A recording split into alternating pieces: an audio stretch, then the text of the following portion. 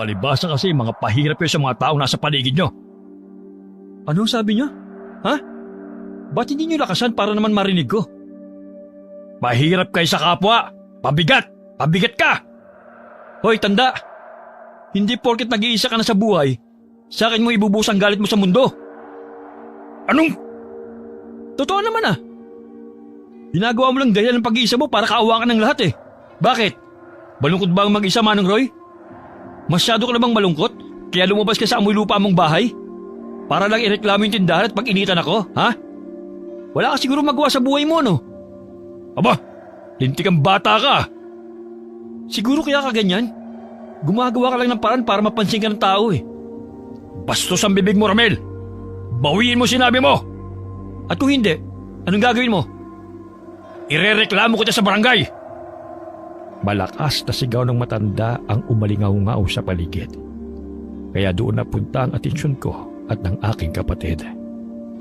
Napatingin kami sa may tapat ng palengke kung saan namin nakita ang dalawang lalaki na mukhang nagkakainitan na. Kausap nito ang isang binata na sa tingin namin kalilipat lamang sa lugar na yon dahil sa mga kahon na nasa tapat ng tindahan. Hindi ko nga lamang makita ang itsura ng binata dahil nakatalikod siya sa direksyon ko. Sige, magreklamo ka, tanda. Tutal, ikaw lang naman ang magiging katatawanan sa huli. Dahil karniyan ito at normal lang kung magiging malansa ang amoy ng paligid. Wala akong pake. Sige, palibasa hindi mo naamoy ang paligid mo. Ang baho, masangsang at nakakasuka. Karni pa bang laman ng tindahan na yan para maging ganyan ang amoy? Nakakapinsala ka na, oy! Batanda, kung napipinsala ka, mas napipinsala mo ako. Tumingin ka nga sa paligid, matandang hukluban. Ang mga katulad ko may pag-asa pa sa buhay. Samantalang ikaw, mamamatay kang ganyan. Masama ang ugali, matalas ang dila at nag-iisa. Abat, hintayin mo lang ako, bata. Paalisin kita rito sa lalong madaling panahon. Nagpapatawa ka ba? Inilakad ko pa sa munisipyo ang mga papilang tindahan ko para lang makapagtinda rito sa lugar nyo. Kaya hindi nyo ko basta-basta na lang mapapalis. Kadarating mo lang rito, bata. Naiintindihan mo bang sinasabi mo? Kadarating mo lang. Ako, matagal na ako rito nakatira. Kaya kahit inilakad mo pa ang sandamakmang mong mga papeles sa bayan, kaya pa rin kitang patalsikin dito sa lugar namin. Masyado naman kayong bilib sa sarili nyo. Mabuti pa, tignan na lang ho natin kung sino ang biglang tatalsik dito. Ganun? Nagulat kami ni Ed nang bigla na lamang pumasok si Manong Roy sa loob ng tindahan ng lalaki at pinagbabato ang lahat ng gamit nito sa labas. Marami ang nasira roon, pero hindi ito pinigil ng may-ari. Pinanood lamang ang matanda na patuloy na manggulo sa kanyang tindahan. Hala, tulungan kaya natin yung lalaki. Kawawa naman, no? Anong tulungan ka dyan? Tumigil ka nga, ate. Nakita mo nang galit na galit si Manong Roy, oh. Mamaya niya madamay pa tayo. Aawatin lang naman natin sila. Para namang may tutulong tayo. Sa liit na katawan natin, baka tayo pa ang ibato ni Manong Roy dahil sa sobrang galit niya. Malay mo naman kahit papano may maitulong tayo para matigil sila sa pag-aaway. Hayaan na lang kasi natin sila. Tara na nga. Hindi na ako nakaangal sa kapatid ko. Dahil mabilis na niya akong hinigit pa uwi, hindi ko tuloy napigilan na ilang ulit na lingunin yung direksyon ng dalawang lalaki. Hanggang sa tuluyan kaming makapasok sa loob ng gate namin.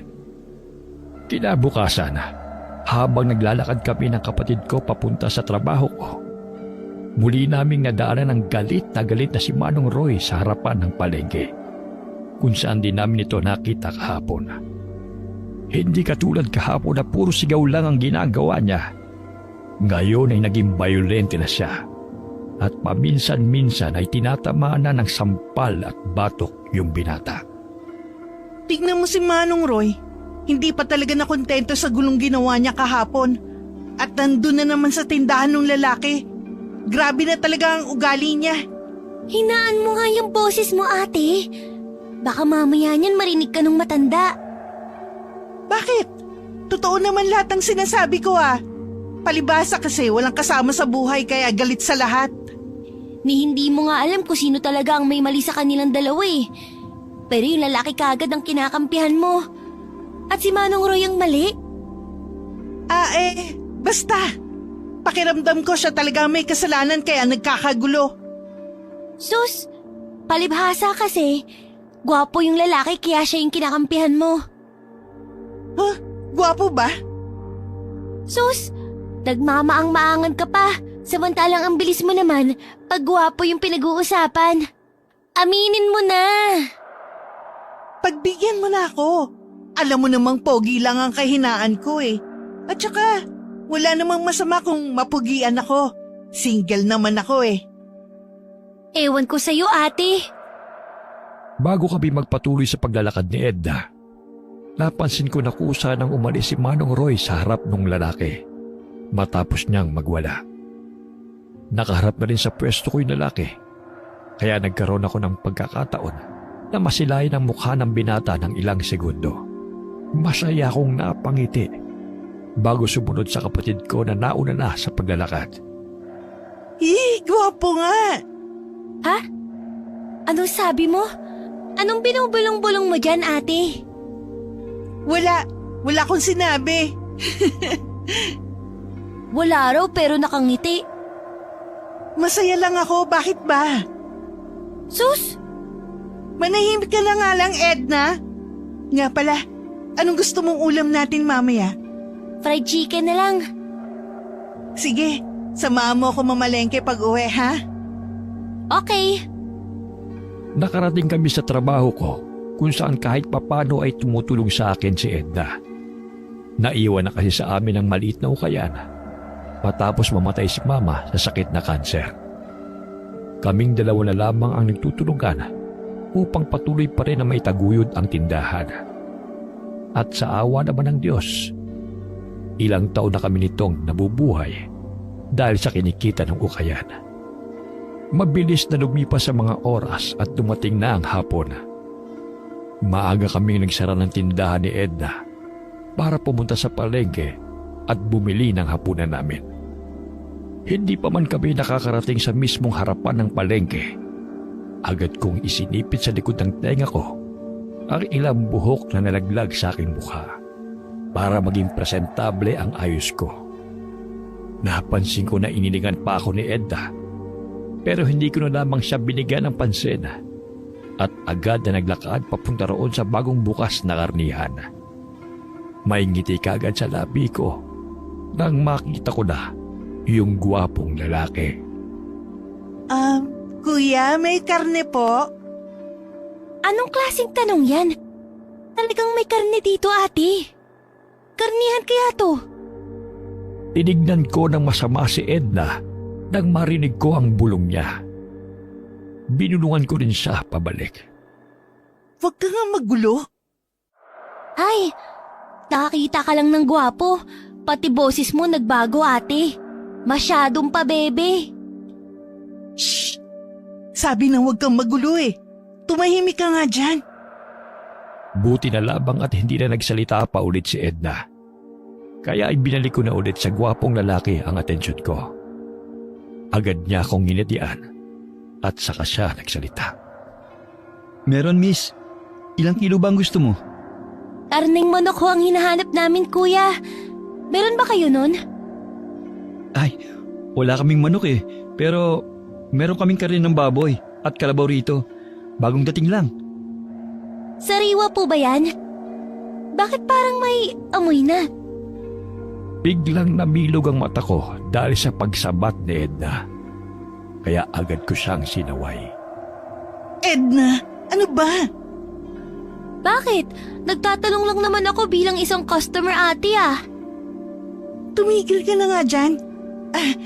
Pasensya na ho. Mapagbiro lang talaga tong kapatid ko. Ay nako, ayos lang miss. Huwag mo nang pagalitin yung kapatid mo. Sanay rin naman kasi ako sa mga ganyang klaseng tanong.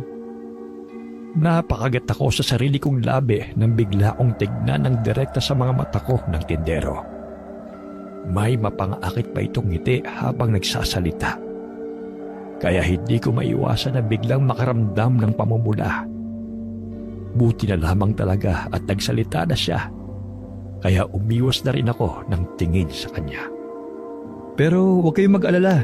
Sigurado ako na sariwa pa itong mga binibenta ko. Sa katunayan nga niyan galing pa sa ibang lugar tong mga karne. Kaya talaga maganda ang kalidad. Paano mo naman na siguro? Hindi katulad ng ibang nagkakatay rito. Nakahapon pa yung tinitinda. Yung sa akin, kakakatay lang kanina. Mainit-init pa nga yung karne. Kung gusto mo, hawakan mo pa. Hahawakan na sana ni Ed ang mapulang karne na nakasabit sa aming harapan. Pero agad kong hinigit ang kamay niya papalayo roon at pinanlakihan siya ng mata. Buti na lamang at mukha namang naintindihan niya ang masama kong tingin. Kaya ibinalik ko na ulit sa gwapong lalaki ang aking atensyon. Hindi na. Hindi na kailangan hawakan. Pagbilan mo na lang ako ng kalahating kilo.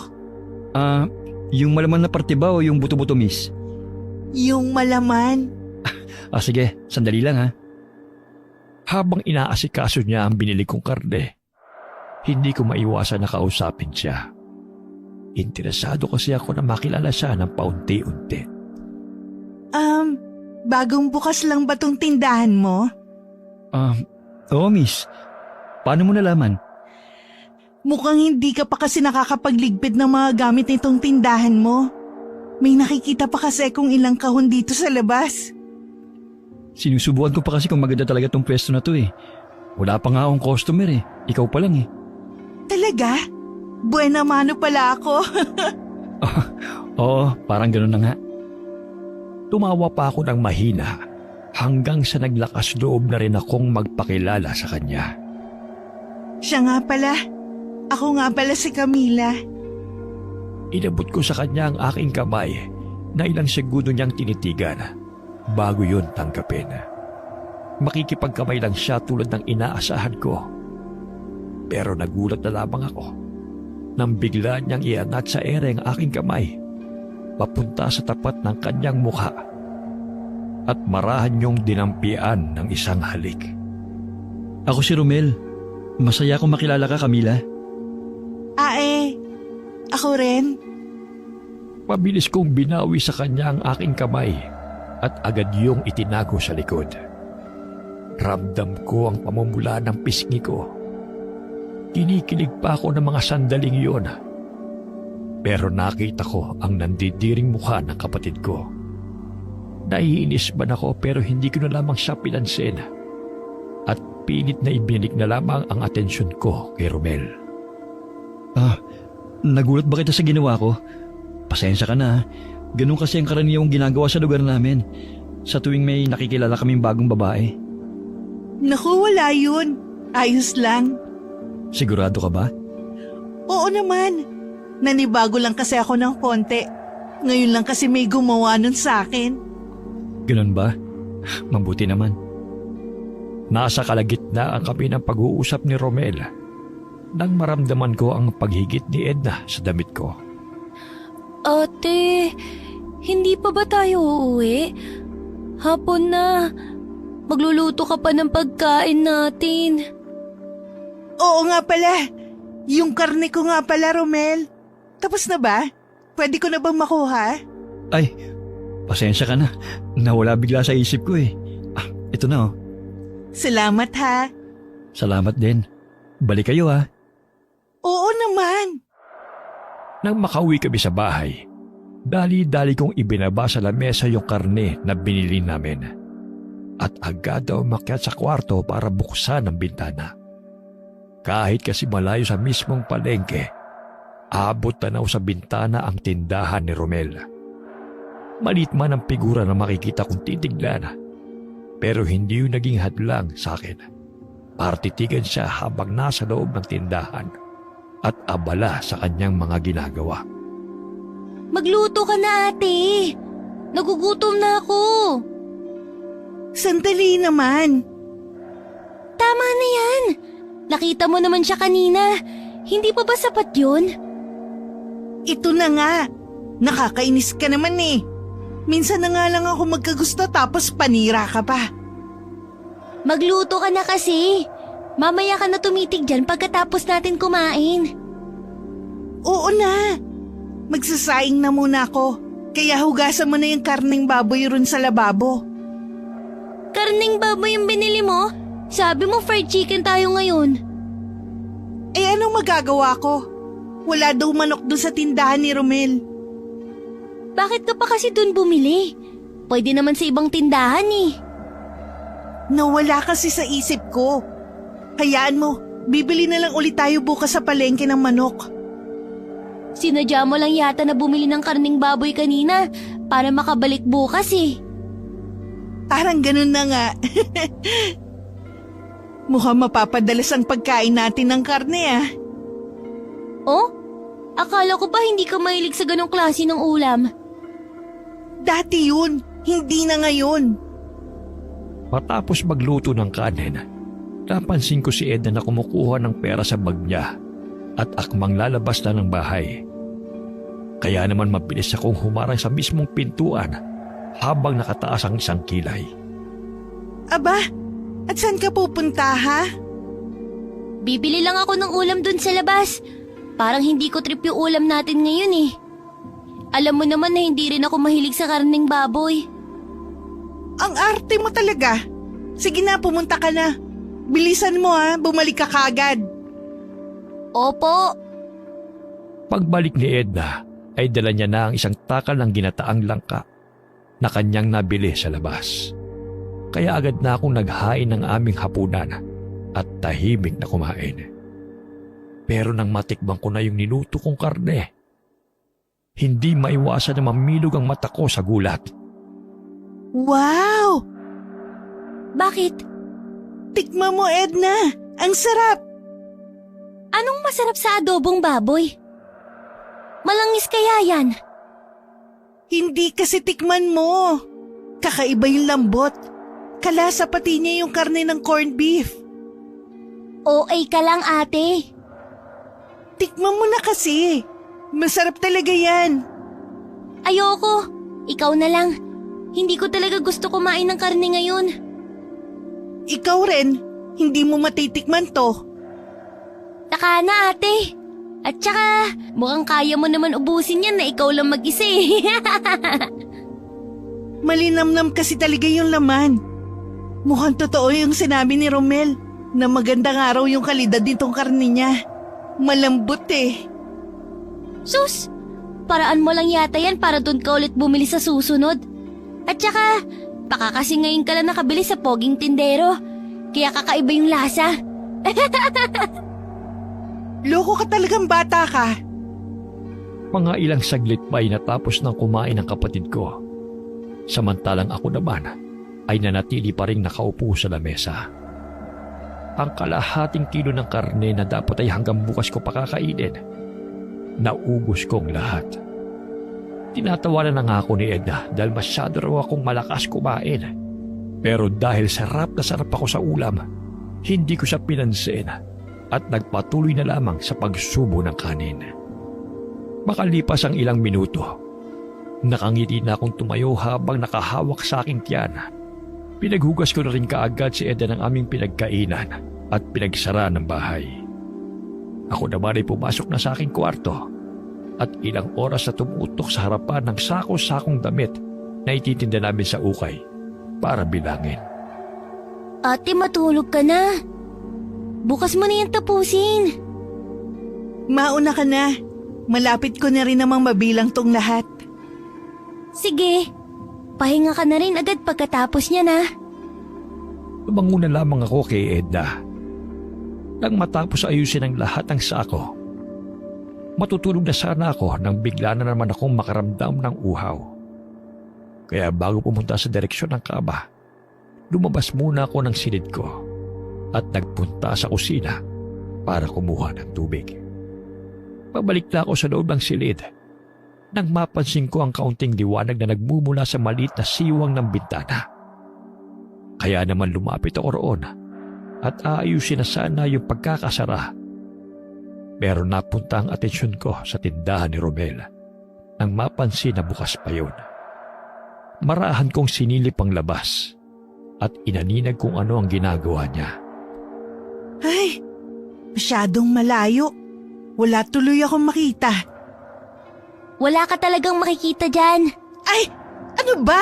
Ginulat mo ako. Bigla kong nahampas ang balikat ni Edna nang magulat ako dahil sa biglaan niyang pagsulpot sa may bandang likuran ko. Kanina pa kaya ako rito? Masyado ka lang abala sa pagtitig doon sa tindahan ni Romel kaya hindi mo ako napansin. At saka, bakit ka ba kasi nandito, ate? Iinom lang naman dapat ako ng tubig. Pero napansin ko na bukas pa pala yung karnihan ni Romel. Kaya napatingin ako. Ang sipag pala ni Romel, ano? Kahit madilim na, nasa tindahan pa rin siya at nagtatrabaho.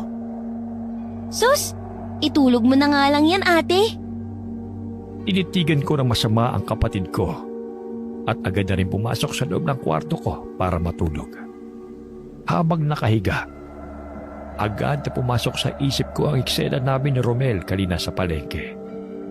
Ang matatamis nitong ngiti sa akin at ang kakaibang uri ng tingin na kanyang ibinabato sa tuwing magkakaroon kami ng aksidenteng pagtatama ng mga mata. Sa loob-loob ko ay kinikilig talaga ako. Kinabukasan, maaga akong gumising para maghanda ng almusal. Hindi ko nga maintindihan ang sarili ko. Pero pakiramdam ko sabik akong pumasok ng araw na yon sa ukayan. Kaya hindi pa man tuluyang sumisikat ang araw. Kasama ko na si Edna papunta sa trabaho. Ate oh, si Kuya Romel. Nasaan? Yun oh. Nang papalapit na kami sa tapat ng tindahan ni Romel, nagmamadali akong inayos ang suot kong bestida bago inihanda ang matamis kong ngiti. Magandang umaga, Romel. Camila? Magandang umaga rin naman. Saan kayo pupunta? May tindahan kasi kami sa unahan itong palengke na binabantayan namin ni Edna. Ah, kaya pala bis na bis ka? Oo. Ayoko pa man, agad na kami nagpaalam kay Romel para pumunta sa tindahan. Mukhang naiinis na kasi sa akin si Edna dahil sa tagal ng pag-uusap namin, kaya napilitan na akong umalis.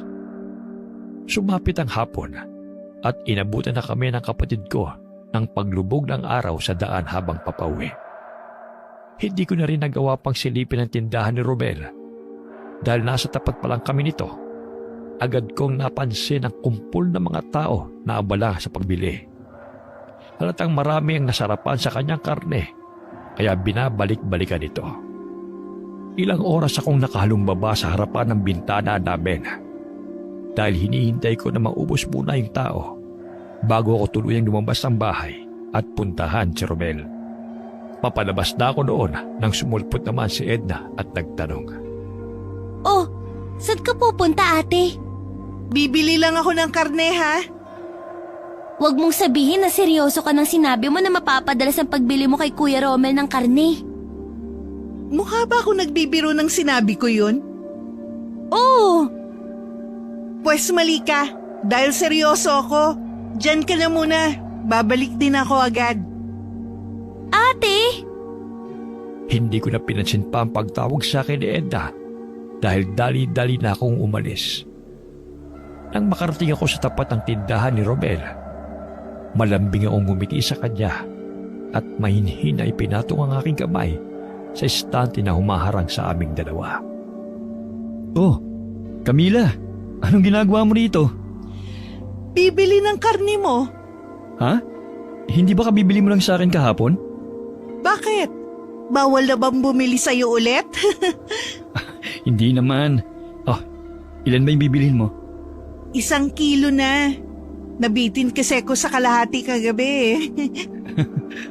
Puro laman, di ba? Oo. Siya nga pala. Mukhang hindi ka ginugulo ni Manong Roy, ah. Ah, matagal na kasing wala yun dito. Umalis na.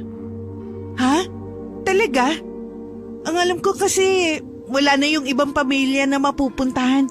Bakit naman kaya siya umalis? Ewan ko. Bigla na lang daw kasing umalis, sabi sa akin nung may-ari ng lupa.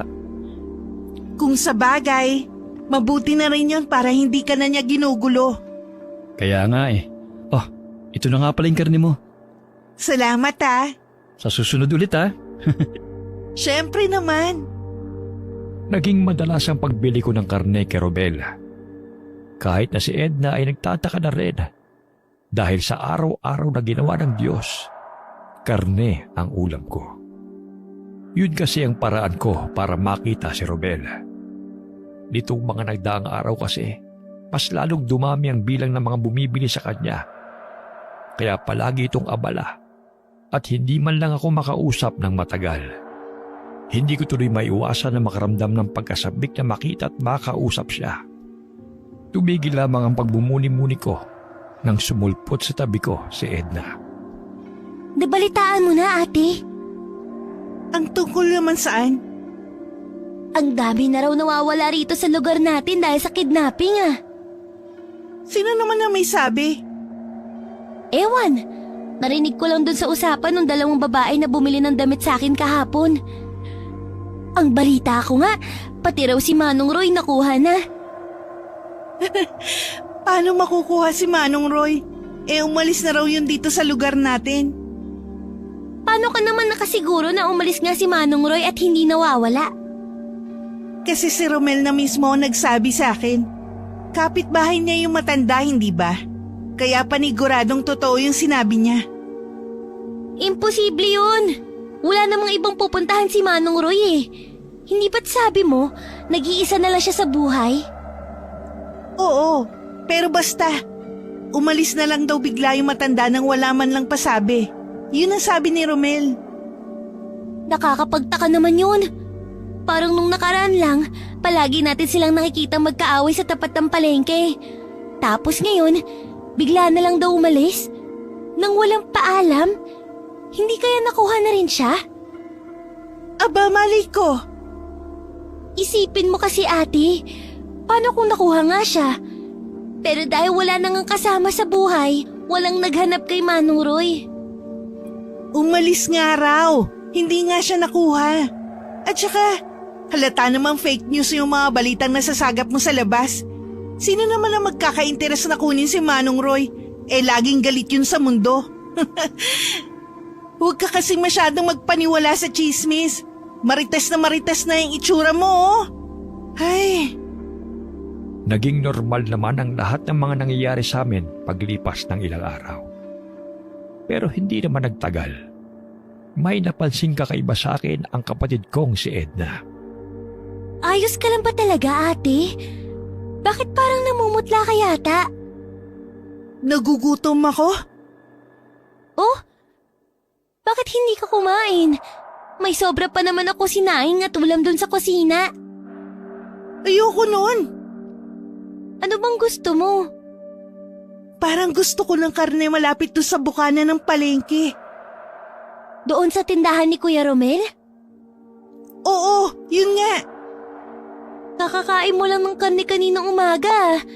Karne na naman ang gusto mo? Kumain ka naman ng gulay. Naglilihi yata ako, Edna. Nakuha mo pa talagang magbiro ate. Ang payat mo na kaya. Parang biglang bumagsak ang timbang mo nitong mga nakaraang linggo. Ang nakakapagtaka, bakit ka mamamayit ng ganyan samantalang ang lakas mo laging kumain ng karne ni Kuya Romel? Baka naninibago ka lang sa mga kinakain ko. Huwag ka nga masyadong mag-alala sa akin. Mabuti pa, huwag mo na lang intindihin yung mga iniisip mo. At ibili mo na lang ako ng karne ron kay Romel para makapagluto na ako. Gutom na talaga ako eh. Sige na nga, akin na yung pera. Pagdating ni Edna, agad kong inagaw ang plastic ng karne sa kanyang kamay at mabilis na nagtungo sa kusina para ihanda yon. Nagmaluto yung karne. Agad akong naupo sa lamesa at basta na lang itinaktak sa pinggan ang umuusok na kanin at ulam. Napansin ko pa nga ang kapatid ko na nakatitig sa akin mula sa pinto ng kusina bago nahihiling na lumapit at naupo sa mismong harapan ko. Nahihirapan man ako magsalita dahil puno ng pagkain ang bibig ko. Niyaya ko pa rin siyang sumabay sa akin na kumain. Pero umiling lamang siya at muling tumitig sa akin. Gustuhin ko man siyang sawayin na huwag akong panoorin. Hindi ko na nagawa dahil sa matinding gutom na nararamdaman ko ng mga oras na yon. pakiramdam ko parang hindi ako nakakain ng ilang araw. Kahit na kumain naman kami, kani-kanina lamang. Nagmatapos akong kumain, ay bumalik na ang sigla ng katawan ko. Hay, salamat! Nakakain din ng marami-rami. Busog na ulit ako. Ang weird mo na talaga, ate. OA mo ha? Gutom lang yung tao, hindi ako weird. Sige, sinabi mo eh. Nga pala, hinahanap ka sa akin ni Kuya Romel kanina nung bumili ako. Ha?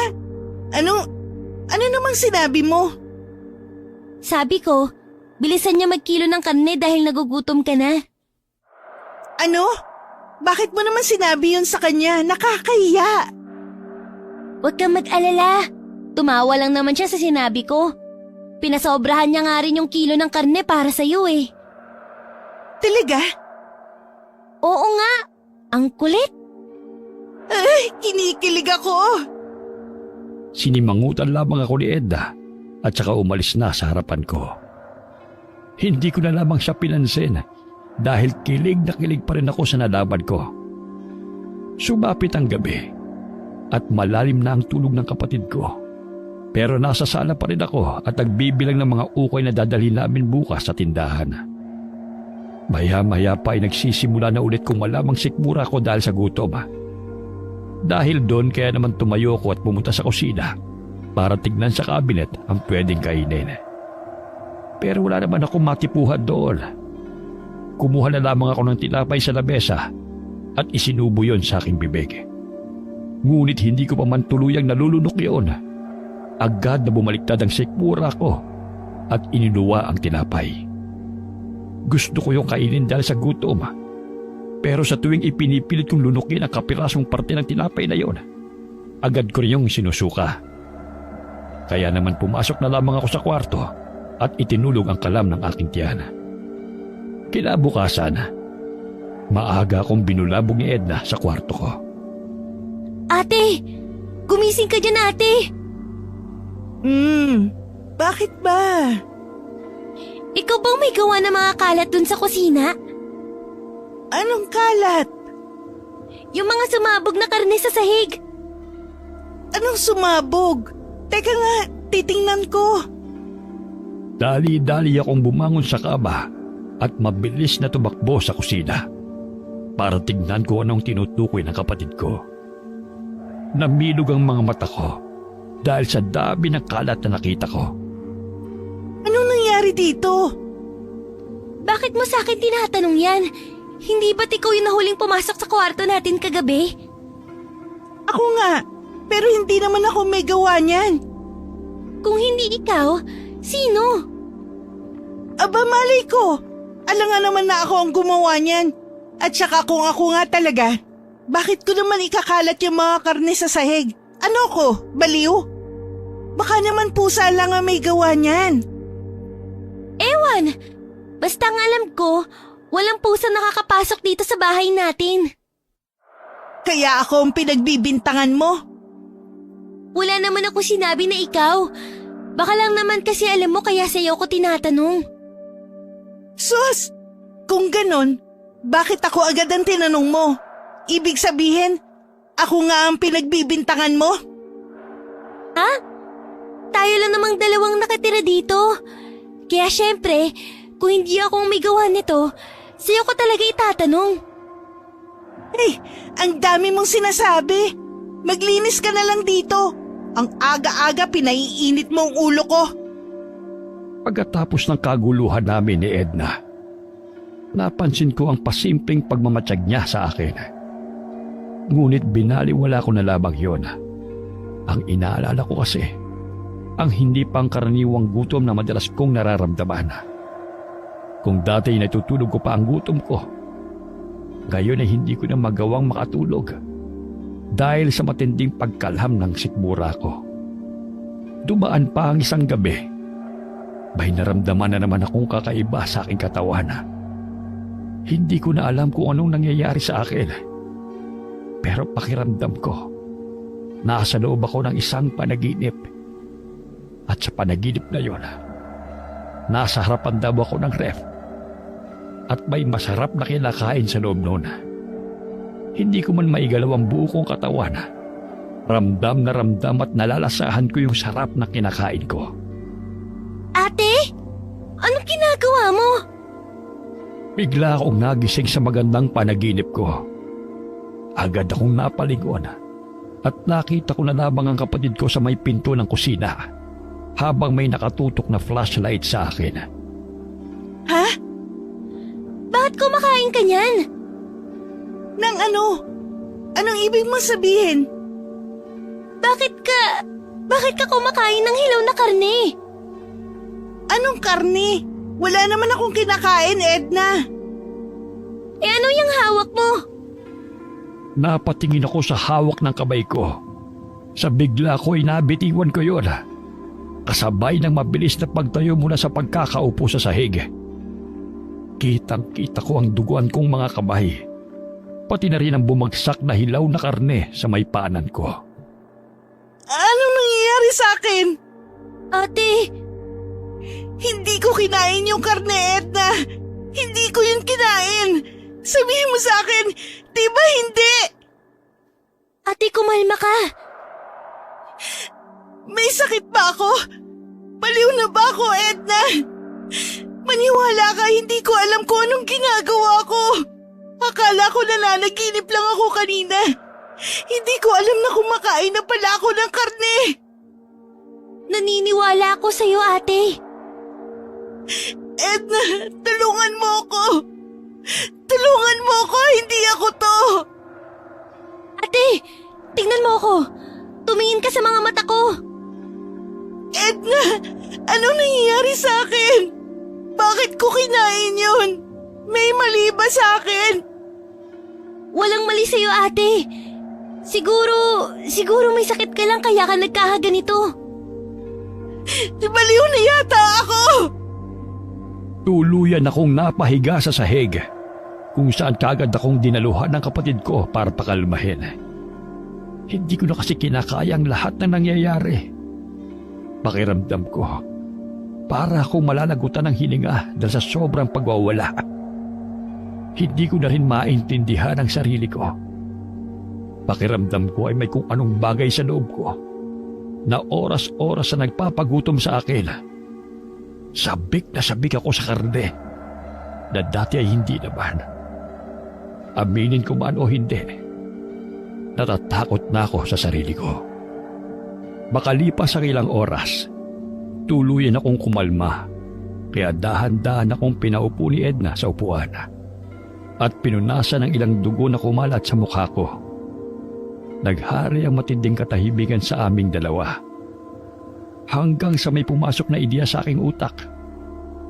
Matagal ko munang tinignan si Edna bago ko napagdesisyonan na sabihin sa kanya ang nasa isip ko. Yung karne! Ha? Anong karne? Yung karne ni Romel ang may gawa nito sa akin! Sigurado ako! Ate, hindi ka pwedeng basta lang magbintang. Maniwala ka sa akin, Edna! Nagsimula ang lahat ng to matapos akong kumain ng karne! Kaya pala, Anong kaya pala? napansin ko kasi na may kakaiba talaga sa'yo nitong mga nagdaang linggo. Dahil pala yun sa karne. Kailangan ko malaman kung anong nangyayari sa akin! Agad akong tumayo at mabilis na lumabas ng bahay. Alanganin man ang oras at walang sapin sa paa, tinakbo ko ang daan papunta sa tindahan ni Romela, kung saan ko siya naabutang nakatayo sa harapan ng kanyang tindahan at para bang may hinihintay. Oh, Camila, ang aga mo naman yata pumunta para bumili ng karne. Anong ginawa mo sa akin, Romel? Bakit ako nagkakaganito? Masarap ba yung karne, Camila? Ha? Hayop ka! Hayop! Ibalik mo ako sa dati! Imbes na sagutin ako, nagulat na labang ako na may bigla siyang itinapon sa paanan ko. Nang yumuko ako para tignan yun, doon ko nakita na kapirasong karne pala ang ibinato niya sa akin. Gaya nung nangyari sa akin sa harapan ng ref, hindi ko nakontrol ang buo kong katawan at nagulat na lamang ako nang mapansin kong nakayuko na ako sa lupa at parang aso na kinakain ng karne na yon. Tuloy-tuloy na ako sa pagkain noon nang dumating si Edna na mabilis akong pinigilan. Buti na lamang at napigilan niya ako. Nang bumalik ako sa wisyo, wala na si Romel sa paligid. Kaya naman kagad kaming umuwi sa bahay kung saan ako umiyak na umiyak dahil sa mga nangyari. Ate, tahan na. Hahanap tayo ng paraan para maipagamot ka. Huwag ka nang umiyak. Wala akong sakit, Edna. Kailangan ko lang alamin kung ano bang klaseng karne ang pinakain sa akin ni Romel para mahanapan ko ng lunas ang mangyayari sa akin ngayon. Yun lang. Kung ganon, sasama ako sa'yo, ate. Hindi pwede. Baka mapahamak ka lang. Sasama ako sa'yo sa ayaw at sa gusto mo. Bahala na kung mapahamak din ako sa mga mangyayari. Pero hindi kita hahayaan na magkaganyan na lang habang buhay. Edna, Kaya huwag ka nang umiyak, ate. Gagawa tayo ng paraan, okay? sige. Hanap tayo ng paraan. Kinabukasan, maghapon kaming hindi nagbukas ng tindahan at nagkulong na lamang sa loob ng bahay. Pati si Ed ay hindi na rin lumabas para lamang samahan ako at bantayan. Sa bawat segundo na lumipas, tila ba nanunuyo na ang aking lalamunan dahil sa gutom. Kahit anong pilit ko rin na kumain ng ibang ulam, ayaw yung tanggapin ang aking sikmura. Para bang nasanay na ang panlasa ko sa karne. Kinailangan din akong itali ni Edna sa upuan upang maiwasan ang pabigla-bigla kong pagwawala para lamang makatakas at makakain ng hilaw na karne sa kusina. Ang balak namin na pagmamanman kay Romel ay hindi natuloy matapos lumubog ang araw. Edna! Kumuha ka pa ng panibagong tali. Bilisan mo! Ito na, ate. Higpitan mo! Bilis! Kung nahirapan kami na kontrolin ang pananabik ko na kumain ng hilaw na karne, agad kaming ng problema ng tuluyan ng sumapit ang dilim. Mas lalo kong nagwala. At kahit ako mismo na may-ari ng aking katawan, ay nahirapan din na pigilan ang sarili na tumakas mula sa pagkakatali sa upuan. Mag-uumaga na nang pareho kaming magising ng kapatid ko sa sala. Magdamag kasi niya akong binantayan. Agad na tinanggal ni Edna ang makapal na tali sa pareho kong kamay at paa. Buti na lamang at kinaya ng tali na yun ang pagwawala ko. Ate? Ayos ka lang ba?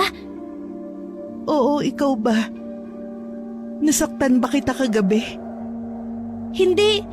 Wala akong kasugat-sugat. Mabuti naman kung ganun. Ilang araw akong nanatili sa loob ng bahay at sinanay ang sarili ko na kontrolin ang matinding gutom sa karne. Hanggang sa dumating na ang gabi na hinihintay namin ni Edna. Huwag ka mag-alala, ate. Mag-iingat ako. Basta huwag na huwag kang lalabas sa pinagtataguan mo, ha? Kahit anong mangyari.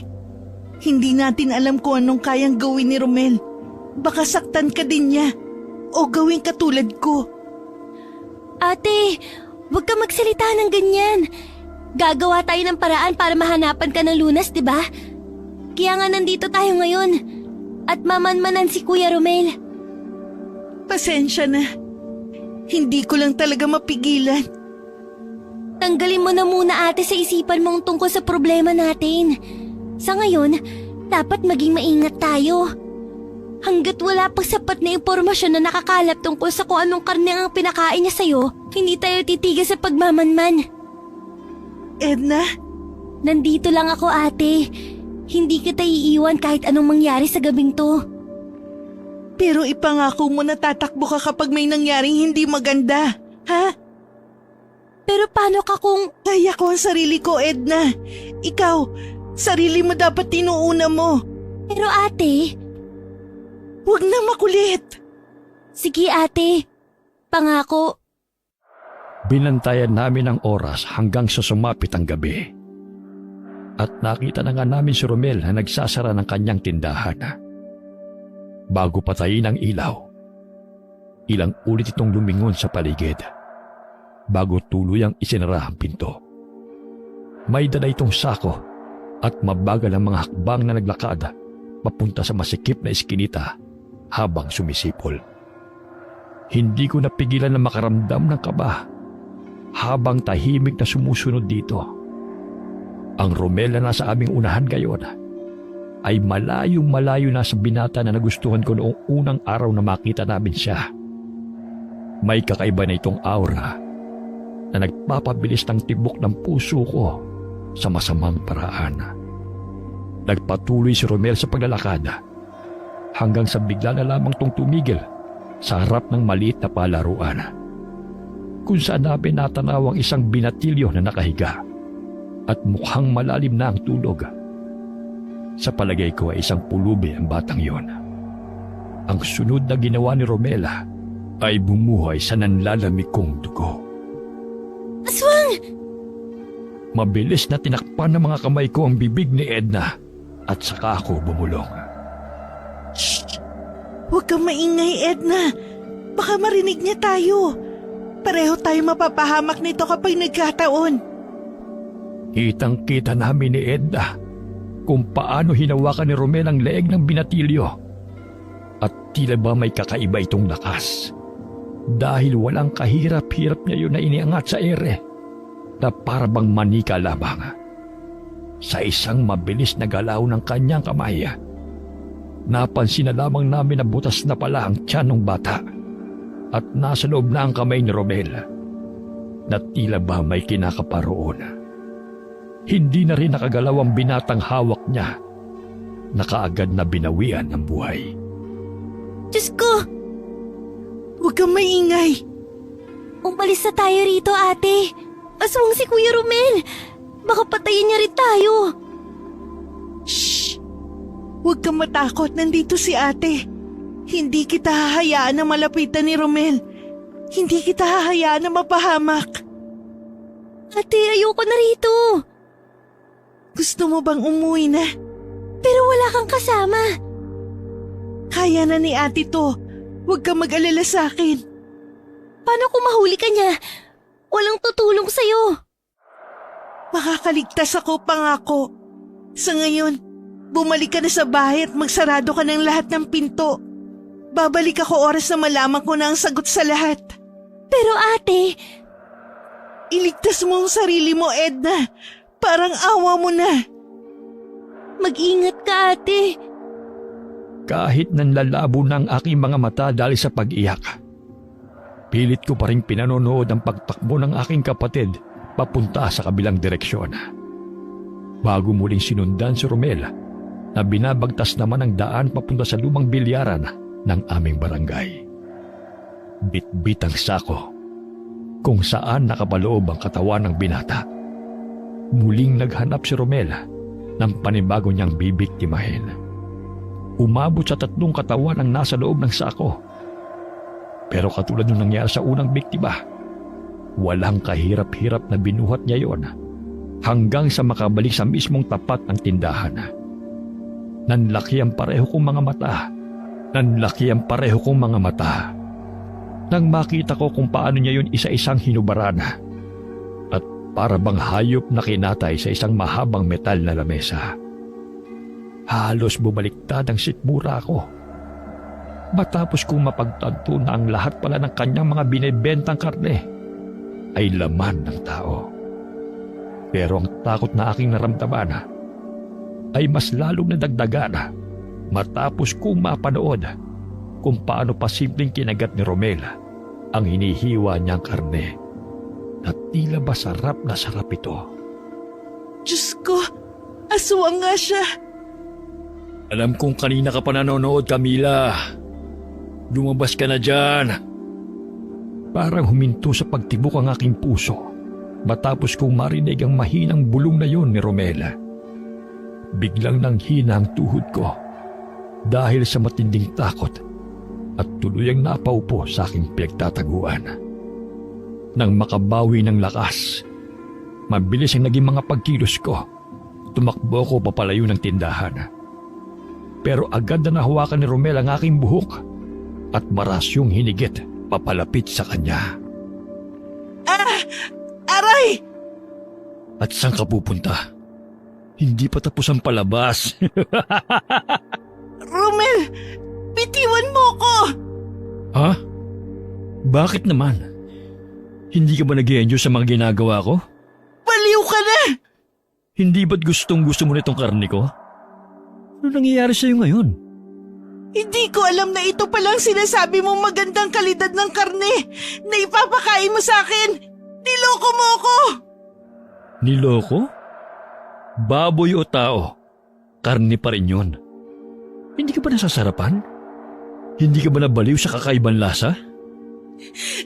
Aswang ka! Aswang! Ako pa rin to, Camila, si Romel. Hindi ba't gusto mo ako? Hindi ba? Ano bang pinagsasabi mo? Oh, ba't itinatanggi mo ngayon? Totoo naman gusto mo ko. Baka nga patay na patay ka na sa akin eh. Hindi ako magkakagusto sa aswang! Hindi! Alam ko. Kaya nga ginawa kitang katulad ko eh. Di ba? Ha? Anong ibig mo sabihin? Sumagot ka! Ginawa kitang katulad ko. At ilang linggo na lang ang hihintayin ko bago ka tuluyang maging isang ganap na aswang na magsisilbi sa akin habang buhay. Hayop ka! Unang araw pa lang na makita kita, alam ko na kaagad na magkakagusto ka sa akin. Alam kong babalik ka sa tindahan ko para kunin ang atensyon ko. At hindi nga ako nagkamali. Dahil wala ka pa mang ginagawa, nakuha mo na kaagad ang puso't isip ko. Hindi kita makalimutan, Camila. Gustong-gusto kitang akitin sa bahay niyo sa tuwing lumulubog ang araw. Gusto kitang dilaan ang bawat parte ng iyong katawan at isa-isang putulin ang lahat ng buto mo hanggang sa wala nang matira sa'yo. Binabaliw mo ako, Camila. Layuan mo ko, hayop ka! Oh, hindi ba't ito naman talaga ang gusto mong mangyari? Ang mapunta ako sa'yo? Nandito na ako, Camila. Sayong-sayo na ako. Tulong! Tulungan niyo ako! Tulungan niyo ako, mga kapitbahay! Ano ba? Huwag ka kang maingay. Saklolo! May aswang dito! Ayaw mo talagang tumigil, ha? Inaladkad ako ni Romel papunta sa isang madilim na kwarto sa tindahan at malakas niya akong itinulak sa sahig. Hindi ko alam kung anong kinukuha ni Romel dahil sa sobrang dilim ng paligid. Nakarinig na lamang ako ng mga kalansing ng kadena mula sa kanyang direksyon. Hanggang sa maramdaman ko ang malamig na bagay na dumikit sa kaliwang pa ako. Tulong! Parang awa niyo na! Tulungan niyo ako! Walang makakarinig sa'yo rito. Pakawalan mo na ako, Romel! Tigilan mo na ako! Manahimik ka. Hindi ka aalis at walang aalis. Kailangan ako ng kapatid ko!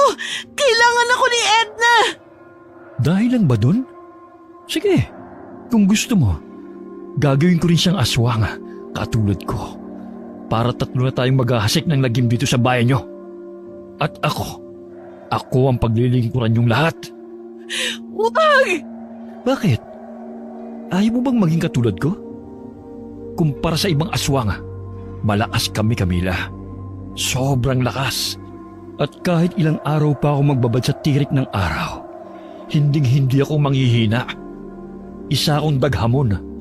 Ako ang hari ng lahat ng aswang. Wala akong pake! Huwag na huwag mo lalapitan ang kapatid ko! Ni dulo ng daliri niya! Huwag na huwag mo hahawakan kundi! Kundi ano?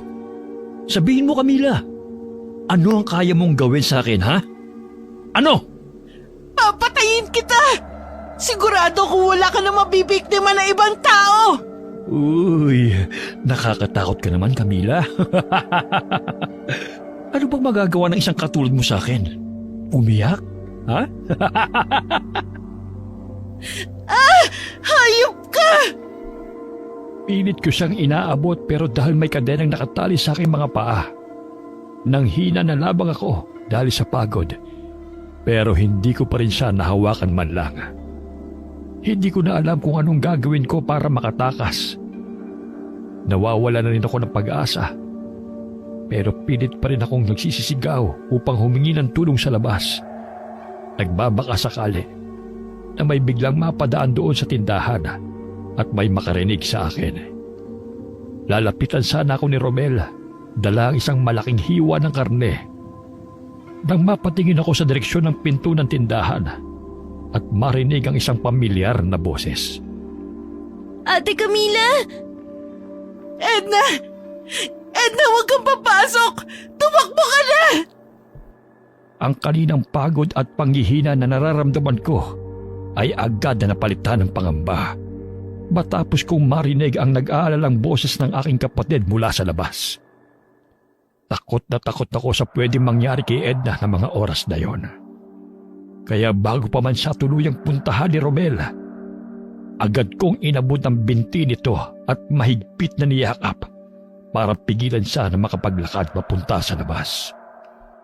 Takbo, Edna! Takbo! Bitiwan mo ko, Camila! Huwag kang papasok! Parang awa mo na! Iligtas mo ang sarili mo, Edna! Sabi ng bitiwan mo ko eh!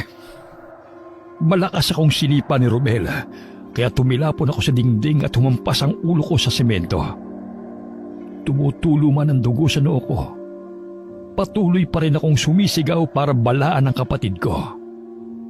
Bago tuluyang magdilim ang aking paningin, narinig ko ang malakas na pagsigaw ni Edna sa labas hanggang sa tuluyan na akong mawalan ng ulirat.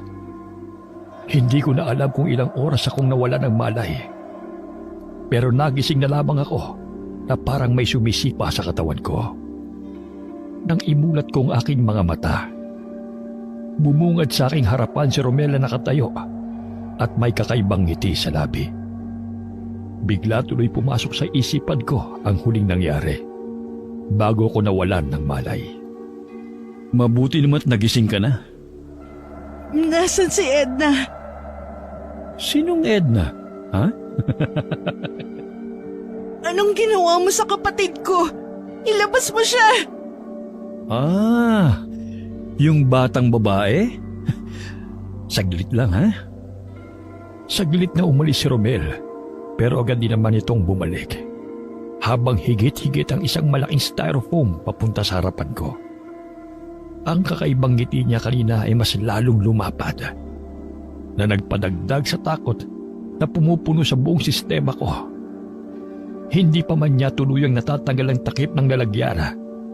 Napaluhod na ako sa malamig na semento. Tignan mo, Camila. Titigan mo ang mahal mong kapatid. Tuluyan niyang binuksan yung styrofoam at tumambad sa akin ang ilang putol na bahagi ng katawan ng tao na nakababad sa tubig na puno ng yelo. Ayokong maniwala na patay na ang kapatid ko. Pero may isang bagay na nakakuha ng aking atensyon mula sa halo-halong laman ng styrofoam. Kapirasong damit yun ni Edna na suot lamang niya kanina. Ayup ka, Romel! Pinatay mo ang kapatid ko! Pasensya ka na, Camila. Ayaw kasing pumayag na kapatid mo na kumain ng karne para maging isang katulad ko. Katulad natin. Kaya pinatay ko na lamang siya, ha? Ang kapatid ko! Bakit ka ba nagagalit? Hindi ka rin naman matatanggap ni Edna kapag tuluyan ka na naging daghamon. Sa huli, ikaw rin mismong papatay sa kanya. Inunahan na lang kita, Camila. Huwag na huwag mo kong ikukumpara sa sarili mong hayop ka! Kahit anong gawin mo, hindi ako magiging aswang! Magpapakamatay na lang ako kaysa maging isang kalahi mo, Romel! Magkaiba tayo! Pweh! Dinuraan ko siya na kaagad niyang ikinagalit. Ba't lintik kang babae ka? Tinutukan ako ni Romel ng kutsilyo sa leeg. Pero imbis na matakot, mapanghamon ko siyang tinitigan sa mata at hinintay na tuluyang itarak yun sa aking leeg. Sige, ituloy mo, Romel! Total pinatay mo na rin naman ang kapatid ko! Kaya wala na akong dahilan para mabuhay pa. Hindi ako natatakot sa'yo. Talagang papatayin na kita! Nang mga sandaling yun, dahan-dahan ko nang ipinikit ang aking mga mata at tuluyang tinanggap ang aking kapalaran. Natatakot ba na?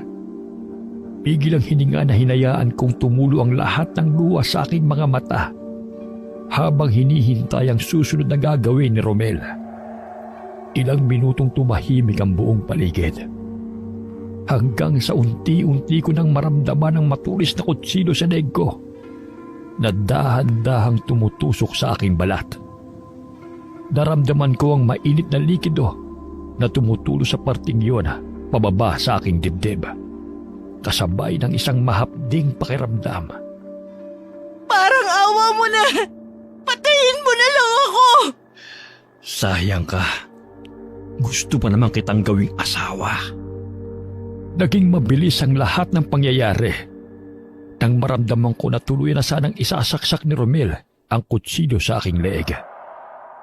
Nagkulat na lamang ako nang biglang may boses na nagsalita, dahilan ng mabilis na paglipat ni Romel sa may likuran ko at mas idiin ang pagkakatutok ng patalim sa akin.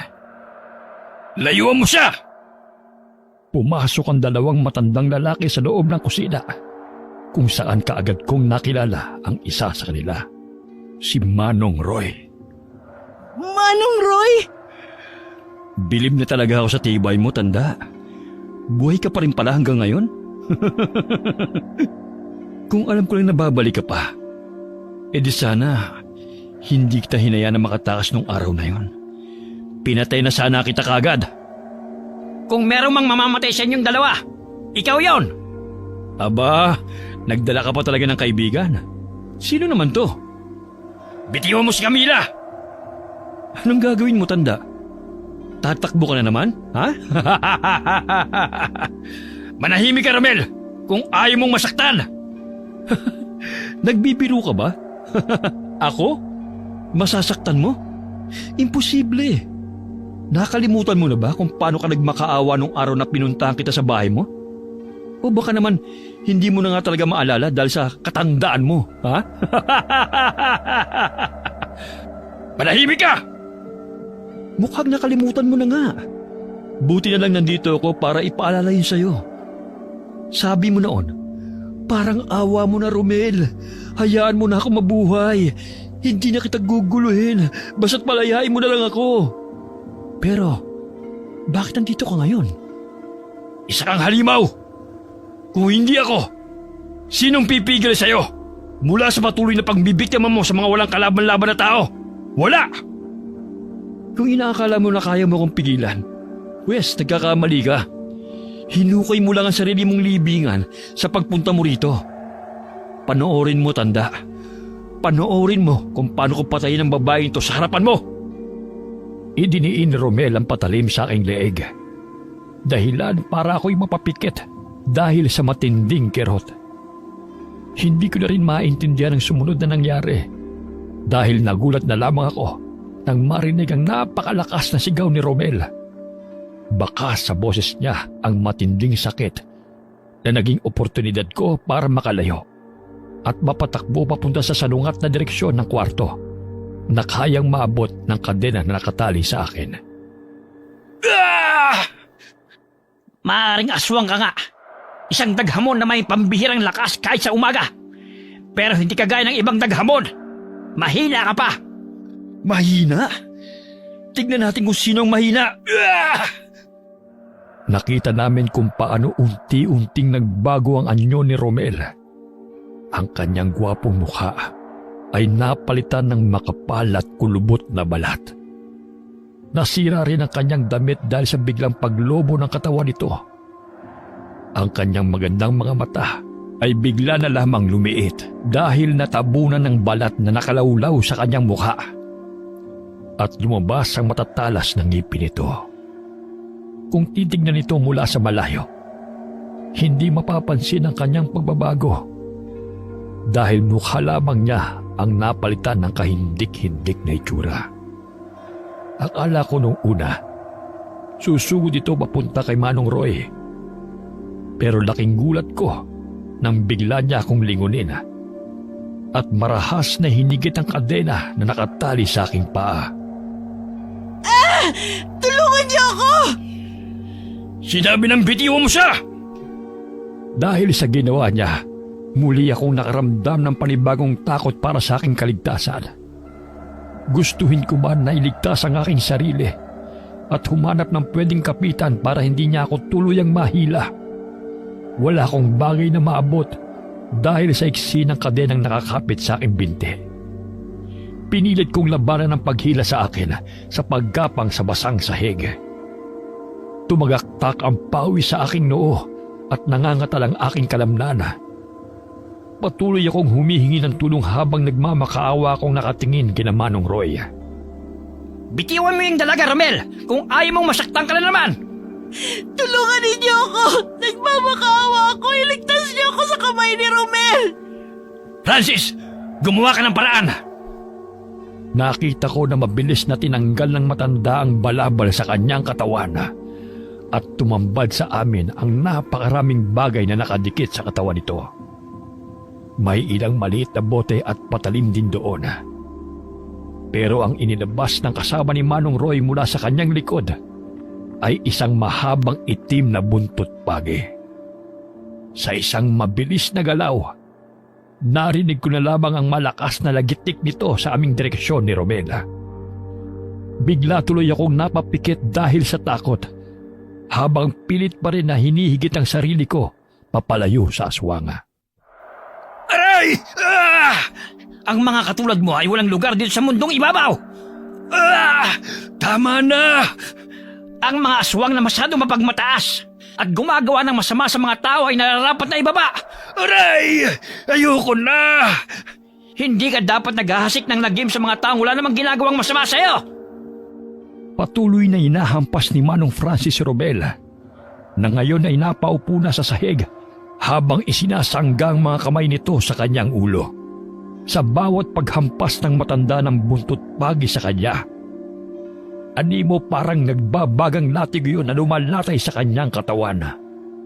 Umuusok at nalalapnos ang kanyang balat tuwing tatamaan, dahilan para manghina ang katawan ng binata.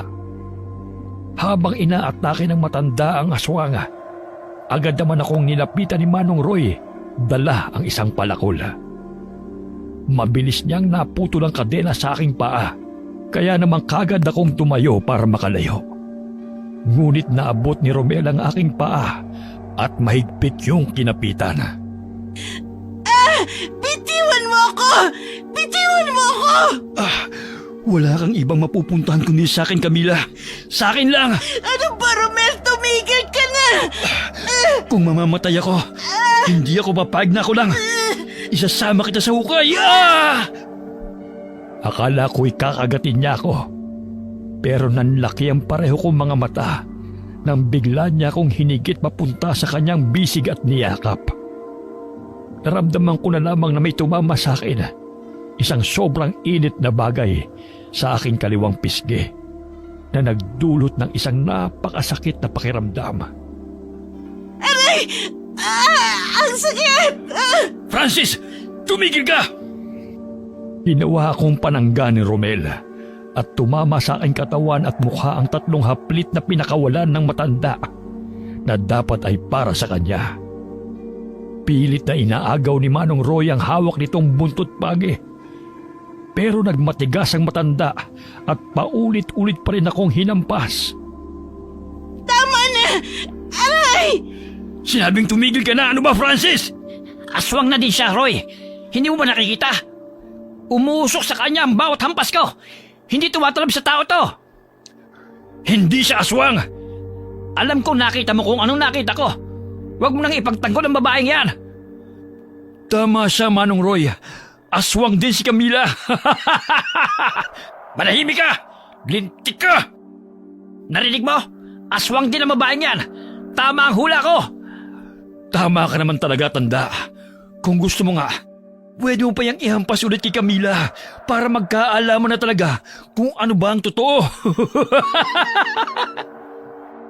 Itinaas ng matanda ang hawak niyang buntot pagi at akmang ihahampas muli sa akin. Pero tuluyang naagaw yun ni Manong Roy at itinago sa kanyang likod. Roy, ano ba? Magsalita ka, Camila. Totoo bang sinabi niya? Katulad ka rin ba ni Romel? Manong Roy, Hindi ko natuloy ang bala kong sabihin dahil bigla akong naramdaman ng isang matulis na bagay sa aking tagiliran. Narinig ko rin ang mahinang pagbabanta sa akin ni Romel patungkol sa posible kong maging sagot. gusto mo akong magsinungaling? Ayaw mo naman sigurong mamatay, hindi ba? Camila! Sumagot ka! Ilang saglit kaming nagkatitigan ni Manong Roy bago ako tuluyang nakapagpasya na sabihin ang totoo at dahan-dahang umiling. Bigla kong naramdaman ng isang napakalakas na puwersa sa aking tagiliran at ang mainit na kamay ni Romela na nakapasak na mismo sa loob ko. Hindi ko man tignan. Alam kong basa na rin ang damit ko dahil sa mga dugo na lumalabas sa aking katawan.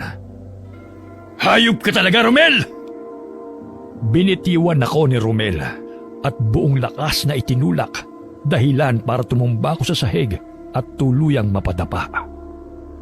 Dahan-dahan kong kinapa ang aking tagiliran at naramdaman ko ang paglabas ng mainit na likido sa butas ng sugat ko. Aray! Camila!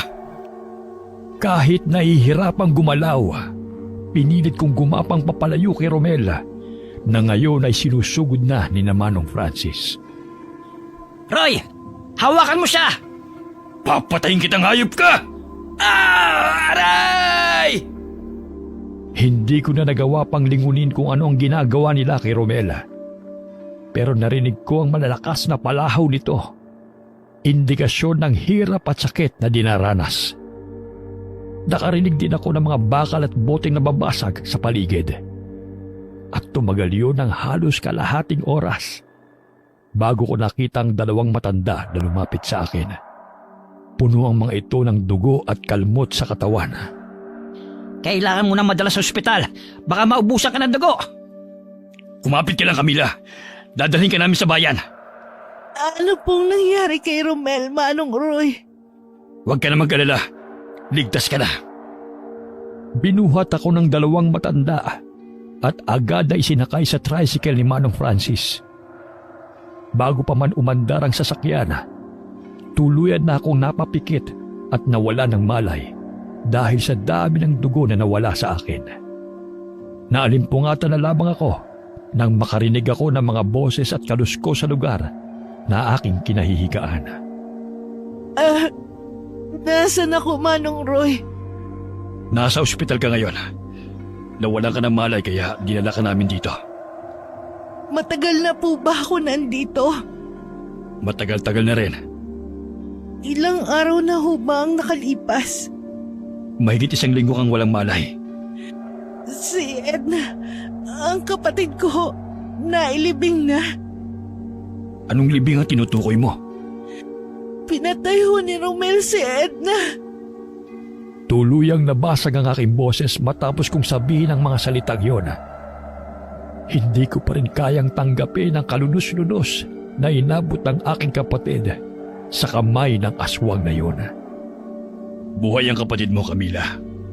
Po, Buhay si Edna.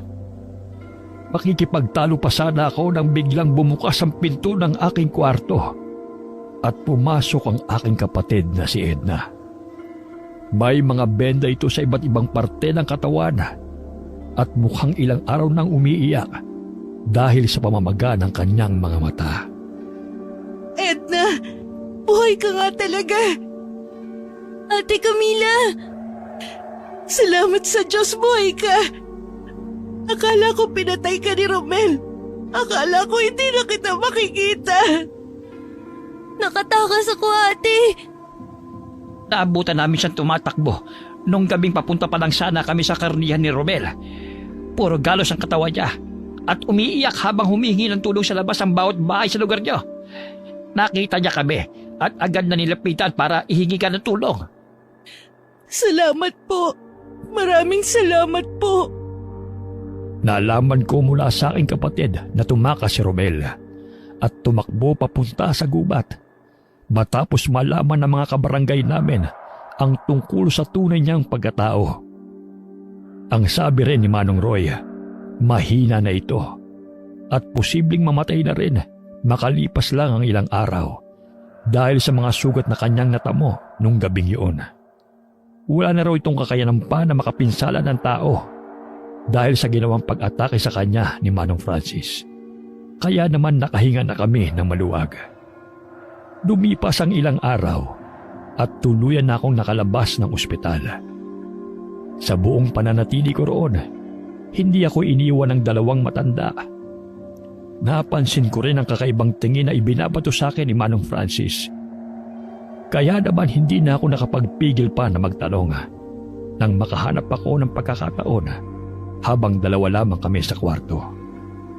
May problema po ba sa akin? Aswang ka. Pero hindi po talaga ako aswang, Manong Francis. May kung anong pinakain lang ho sa akin si Romel dun sa mga karne. Kaya naging ganito ako. Bala kanyang gawing aswang. May pag-asa pa po ba akong gumaling? May posibilidad pa po ba na matanggal ang kung anumang pagkain na ibinigay sa akin ni Romel? Magsasagawa ko ng orasyon para sa'yo. Masakit pero epektibo. Yun lang din ang nakikita kong paraan para mailigtas ka. Gawin niyo po ang lahat. Gumaling lang ako. Makakaasa ka. Maraming salamat po, Manong Francis. Hindi na nagpatumpik-tumpik pa ang matanda at agad niyang sinimulan ng orasyon pagkatapos naming makauwi sa bahay. Gamit ang ilang palanggana, bato at langis, itinali ako ni Manong Francis sa isang upuan at pinahiran ng langis sa noo. Kahit na anong mangyari, tiisin mo ang sakit at huwag na huwag kang gagalaw. Saka ka lang pwedeng gumalaw pag naramdaman mo na parang may kung anong gumagapang sa iyong lalamunan palabas. Naiintindihan mo? Opo. Huwag ka matatakot. Kung may mangyari man na wala sa plano, nandito na kami. Pinanood ko kung paano isa-isang binuhay ni Manong Francis ang mga kandila na nakapalibot sa akin. Habang may binubulong ng mga katagaang matanda sa sarili na hindi ko maintindihan. Tumagal yun ng mga ilang minuto hanggang sa biglang nanlaki ang aking mga mata dahil sa kakaibang pakiramdam sa loob ng tiyan ko. Tila ba may kung anong bagay na gumagalaw roon na kinalaunan na palitan ng kirot. Pakiramdam ko parang may apoy sa loob ng tiyan ko na parang sinusunog ang aking mga laman loob. Aray ko! Ang init! Anong nangyayari sa ate ko? Huwag kang mag-alala. Ayos lang ang ate Camila mo. Ang sakit! Tiisin mo, Camila. Kaya mo yan. Aray! Tama na po! Tiisin mo pa, Camila. Hindi pwedeng tumigil si Francis. Kailangan niya matapos ang ritual. Masakit na po! Kaya mo yan, ate. Konting tiis na lang. Sa bawat paglakas ng boses ni Manong Francis, dumadagdag din ang sakit na aking nararamdaman. Halos maiyak na rin ako sa matinding kirot. Pero pinigilan ko na igalaw ang kahit anong parte ng aking katawan dahil sa bili na rin ng matanda. Mahigpit ang kapit ko sa upuan at tumutulo na rin ang mga butil ng pawis sa aking noo. Pero hindi ko pa rin nararamdaman ang tinutukoy ni Manong Francis na gagalaw sa aking sikmura paakyat sa lalamunan. Ilang minuto na rin siguro akong nakaupo sa gitna ng mga nakaikot sa aking mga kandila. Halos mamilipit na ako sa sakit dahil sa nararamdaman ko ng mga oras na yon. Anong nararamdaman mong kakaiba, Camila? Masakit to! Sobrang sakit! Kaya mo pa ba? Kaya ko pa po! Mabuti. Dahil mas lalong sasakit pa yan paglipas ng ilang oras. Gaya ng sabi niya, Hindi nagtagal ay sumakit ngayon. Triple sa sakit na naramdaman ko nung una. Halos mapaihina ako dahil sa kirot. Basang-basa na ako ng pawis at nagdurugo na rin ang aking labi dahil sa pagkakagat ko. Hindi ko na po kaya! Suko ka na kagad? Bakit? Gusto mo ba maging ganap na aswang? Dahil sa katagang binitiwan niya, agad akong natauhan at mabilis na umiling. Hindi ko man alam kung tatagal pa ako dahil sa matinding sakit na aking nararamdaman ng mga oras na yon. Pero hindi ako papayag na maging isang aswang na katulad ni Romel. Mas hinigpitan ko pa ang paghawak sa upuan at doon ibinuhos lahat ng kirot at hapdi na aking nadarama. Hanggang sa maramdaman ko na nga ang tinutukoy ni Manong Francis tungkol sa kakaibang bagay na gumagalaw sa aking sikmura. Ito na po! Nararamdaman mo na? Lalabas na po! Sige, pwede ka nang gumalaw. Walang pag-aalinlangan na yumuko ako sa pagitan ng aking mga hita. At doon isinuka ang lahat ng bagay na umakit sa aking lalamunan. Lumabas ang tila putik at karne. May ilan rin akong napansin na mga insekto na kasama ng itim na mga bagay sa aking suka. Dahilan para bumaliktad ang aking sikmura at mas lalo pa akong maduwal. Ate! Pwede nyo na siyang kalagan. Saglit lang po, Manong Francis. Ano yon, Camila? Magaling na po ba ako?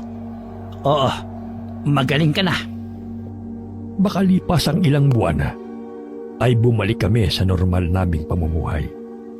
Sa tulong ni Manong Francis, tuluyan na nga akong gumaling. Matagal na ring sarado ang maliit na pwesto sa harapan ng palengke, kung saan nagbebenta noon ang aswang na si Romel. Matapos kasi ang lahat ng nangyari, kumalat sa buong bayan ang kwento. May mga naniwala at marami rin ang hindi. Pero ang peklat na naiwan sa aking pisngi, ang natitirang katibayan na totoo ang lahat ng iyon.